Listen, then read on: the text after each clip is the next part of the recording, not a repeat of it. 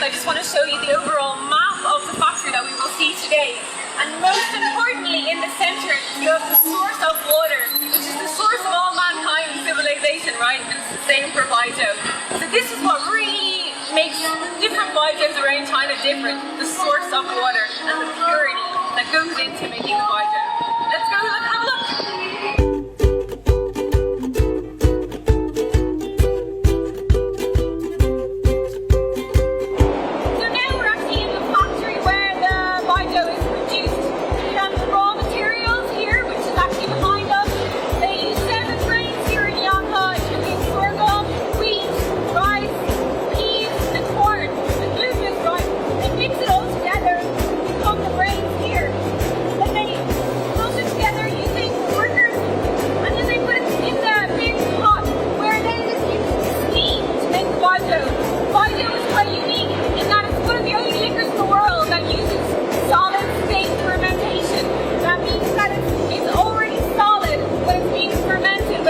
Microorganisms are growing to produce the alcohol from the sugars. So the process is continuous, and the old recipe used for Baijiu is almost 1600 years old here in Yanghe, and it's recycled over and over again. So when the Baijiu is made, it goes through the pot. Then the remnants of the solid state juice and the mash are put together to go into a new process and a new batch altogether. You have the old recipe cooked up here, old ingredients mixed with the new, stored then. Storage is very important for all those microorganisms to grow. They go through the cycle one more time. So behind us we have the raw ingredients, the grains that are over here being mixed together with steam, and then we have the sulfur to make the pot, and this is where the distillation happens. So they steam water up through the grains. From the top are alcoholic vapors, which are then captured as a liquid poured here. Here we have the essence, the original spirit that comes straight after distillation. It's about 72% alcohol per volume. Cheers! Cheers! Yanghe! Behind me here is the cellar of Yanghe, where they store the essence.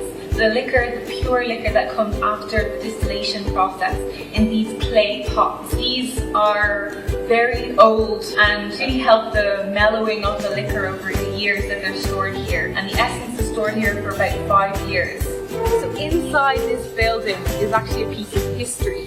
The Baijiu that lies inside was discovered only a few years ago when the factory dug through to put this tree through, and they found there was actually a cellar underneath with Baijiu of over 500 years old. The temperature, the humidity and the natural fungus growing on the wall is just really a great experience of how old and traditional this method of distillation and drinking Baijiu is in China. And now I just want to take the opportunity to explain the very last stage of Baijiu making, which is the blending process.